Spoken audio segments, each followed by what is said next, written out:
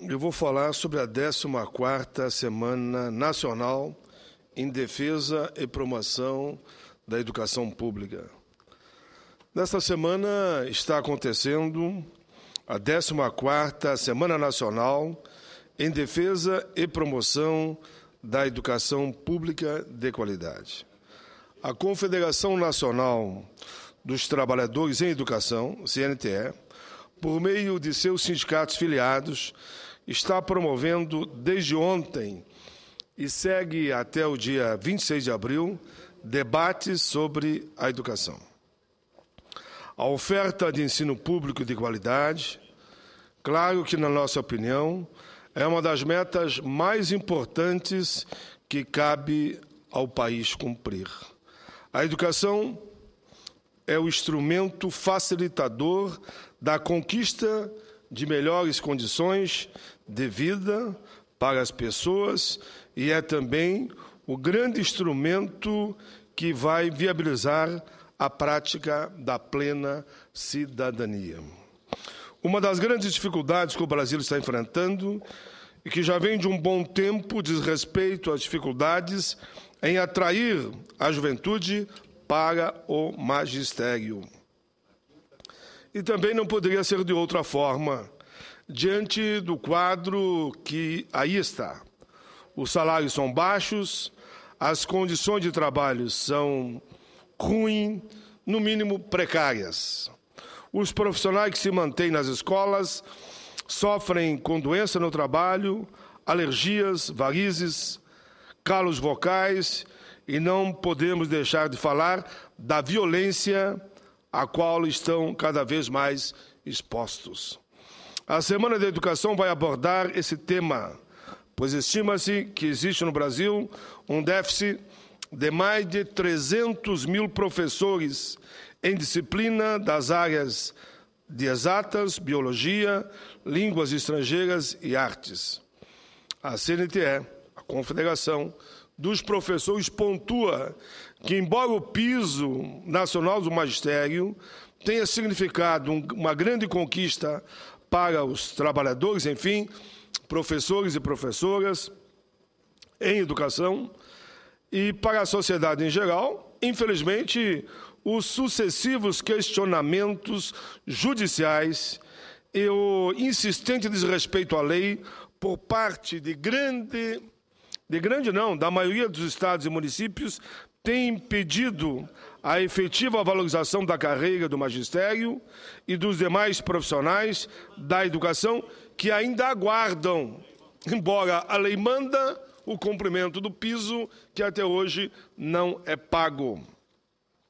Os professores e professoras estão mais uma vez pedindo ao Congresso Nacional apoio para a aprovação urgente de projetos que versam sobre o Plano Nacional de Educação, a Lei de Responsabilidade Educacional, a destinação dos recursos do petróleo para a educação pública, as diretrizes nacionais de carreira para os profissionais de educação básica, entre outros temas relevantes para melhorar a qualidade da educação e a valorização desses profissionais. Senhora Presidenta, eu não vejo necessidade de apresentar aqui argumentos em defesa dos professores e da educação, ou em defesa das medidas pleiteadas por eles. É o óbvio, é aquilo que se espera que aconteça sem que a gente precise aqui levantar dados e números. Mas, inúmeras vezes, já falamos sobre o valor da educação e dos profissionais, enfim, da vida das pessoas que dedicam a sua vida a ensinar a nossa gente e o nosso povo. Eu não veria necessidade de fazer um discurso provando que eles estão certos, porque decididamente eles estão certos. Os professores e professoras estão certos. O conjunto da sociedade é que erra quando fala, e quase todos falam, um país de primeiro mundo, se quiser ser de primeiro mundo, tem que investir em educação, mas não investe em educação e principalmente não investe nos profissionais. O que eles pedem é absolutamente justo. É uma questão sobre a qual não deveria nem haver discussão. E muito menos eu vim à tribuna fazer um discurso como esse, pedindo, cumpram a lei, paguem o que querem os professores, não é o que querem, é o que a lei manda em relação, por exemplo, ao piso e ao plano de carreira. Os professores e o ensino público precisam urgentemente serem valorizados, merecem ser valorizados. E nós precisamos aprovar as medidas que podem colocar isso em prática. Respondo aqui, quando me perguntaram qual a minha posição. Olha, a minha posição é transparente, até porque sempre digo que sou contra qualquer voto ou opinião secreta, então não é opinião, porque é secreto. Eu apoio totalmente o movimento em defesa e promoção da educação pública, da valorização dos professores e professoras e pelo cumprimento do piso salarial. A Confederação, a CNTE, estará realizando um ato público em defesa da educação amanhã, 24 de abril, às 11 horas, no Salão da Taquigrafia, lá da Câmara dos Deputados. Senhora Presidenta, eu encerro essa primeira fala lembrando algo que foi pontuado na correspondência que recebi da Confederação dos Professores, a CNTE. Dizem eles, hoje, 86% das matrículas escolares no Brasil concentram-se na escola pública. E sem que essa instituição seja devidamente valorizada, dificilmente atingiremos melhores índices de distribuição de renda, de emprego, de qualidade de vida e de justiça social. Senhora Presidenta, faço aqui também um outro rápido registro no tempo que me resta, para dizer que eu participei, sob a liderança do presidente da Comissão de Educação, Cultura e Esporte, o senador Ciro Miranda, de uma audiência pública com representantes dos 53 mil vereadores brasileiros.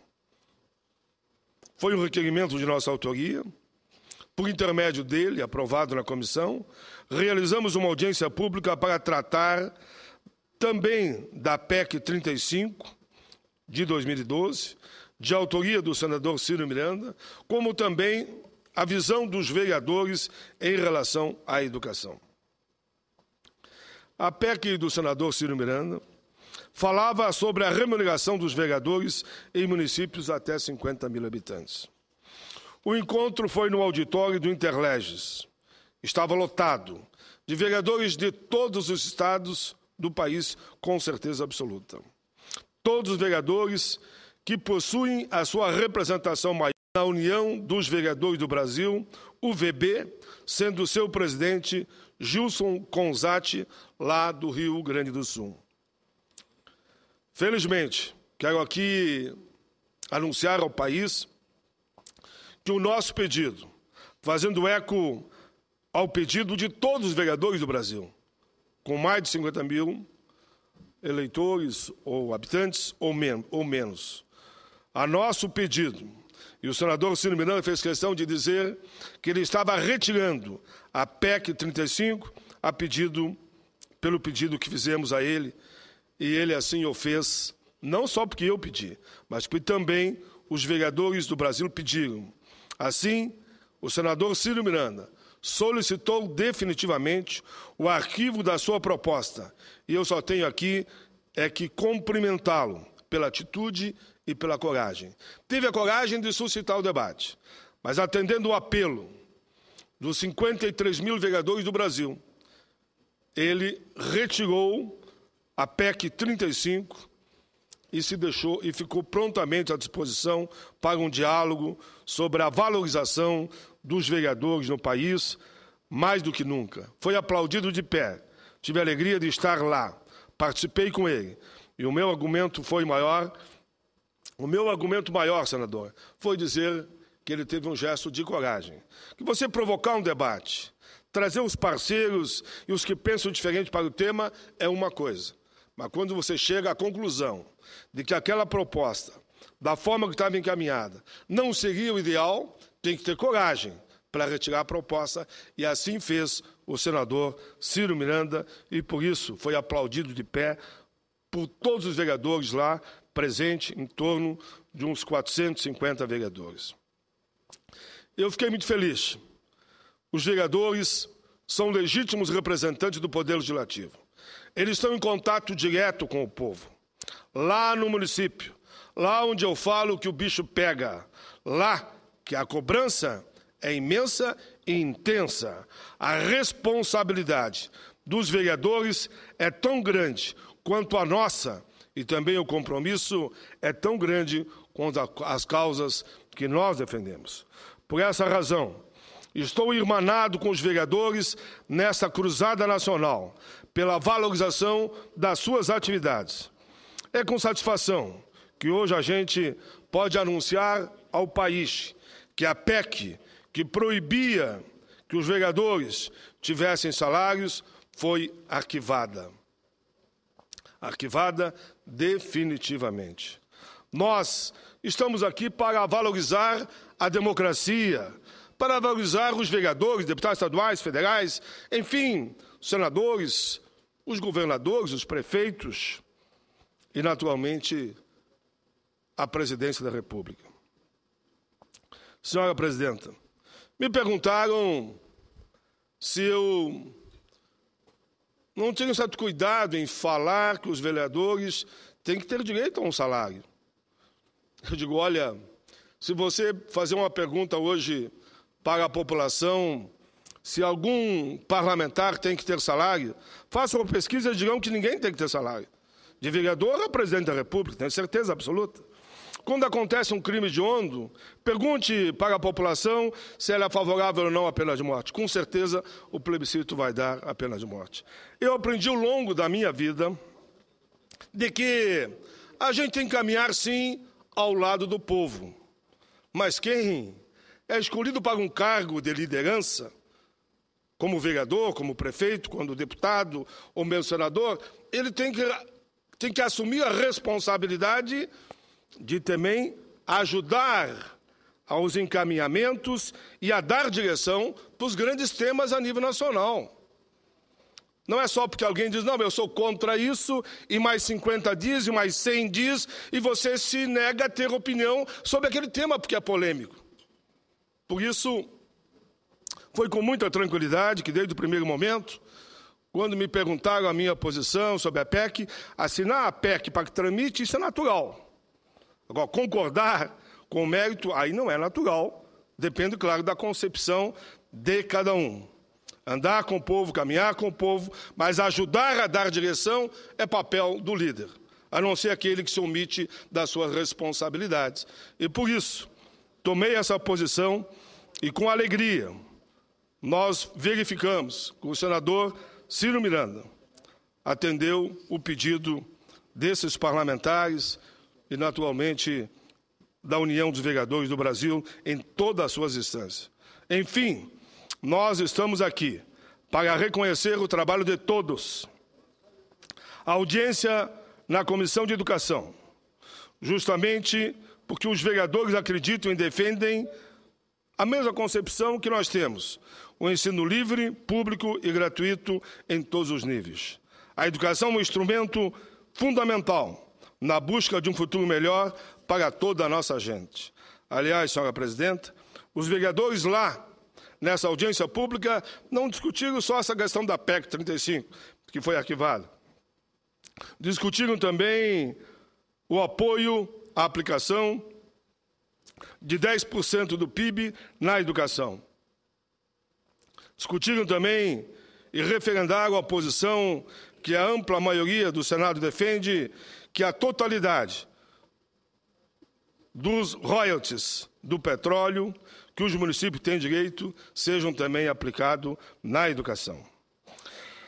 Nós poderíamos ter realizado essa audiência em qualquer comissão da Casa, na Comissão de Direitos Humanos, na visão dos vereadores, na Comissão de Infraestrutura, na visão dos vereadores, na Comissão de Economia, na visão dos vereadores.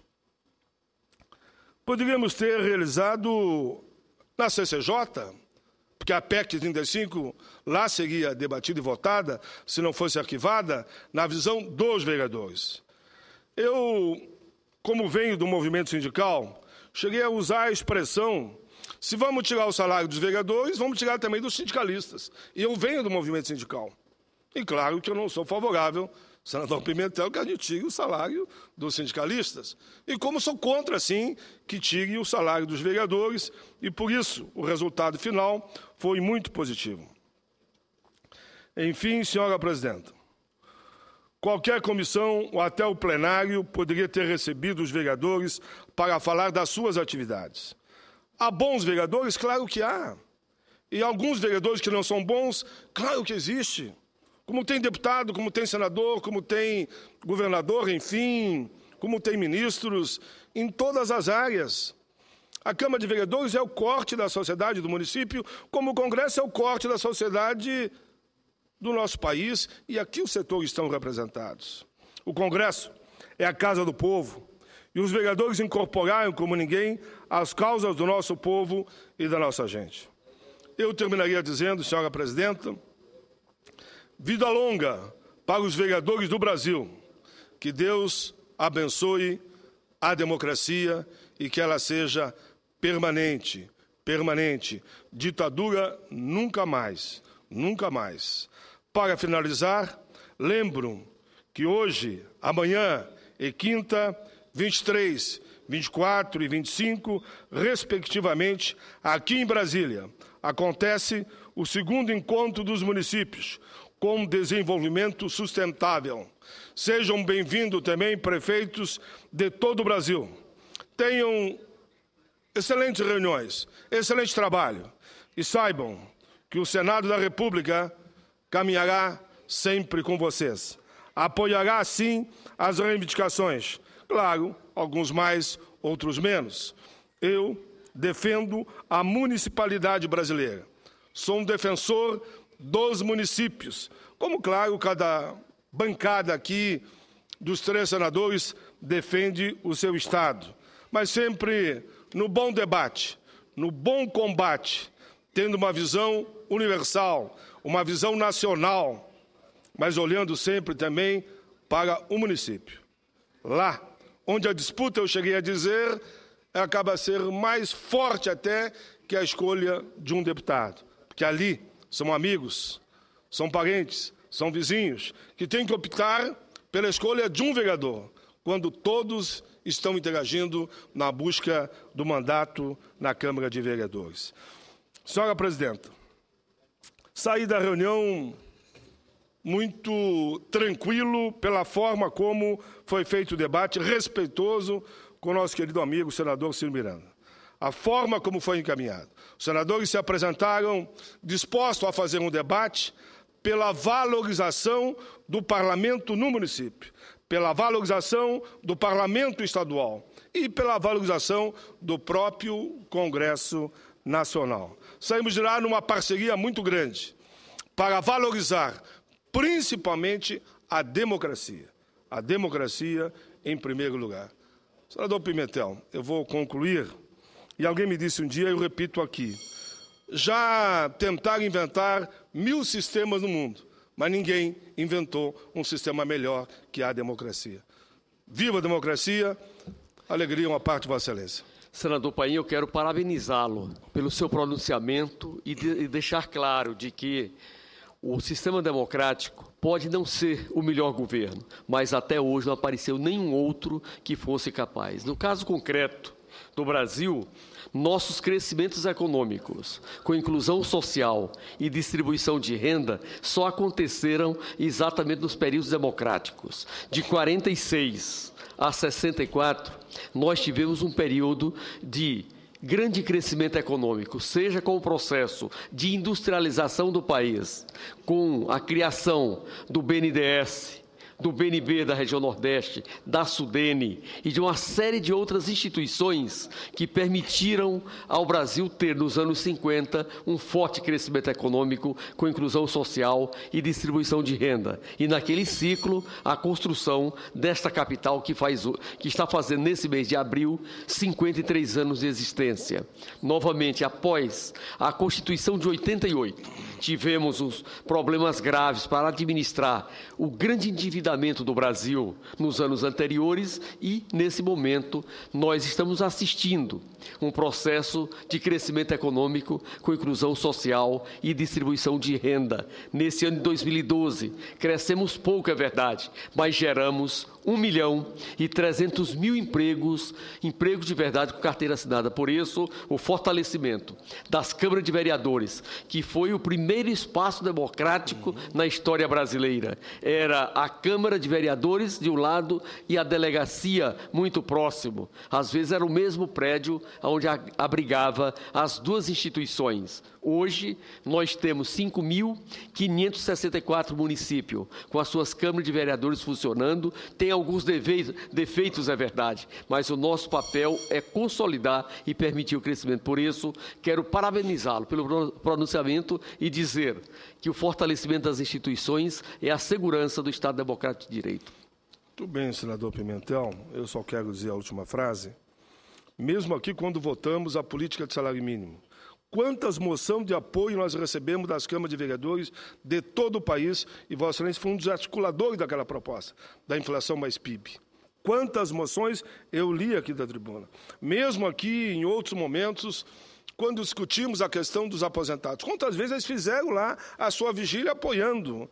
Então, eu só queria dar esse depoimento, que foi com muita alegria, eu diria, que foi quase que um ato ecumênico. Lá estavam, desde segmentos religiosos de todo o país, da LGBT, sindicalistas, mas todos vereadores, unos, com uma única visão: fortalecer a democracia em todas as suas instâncias. Era isso, senadora Ana Amélia. Agradeço a Vossa Excelência pela tolerância.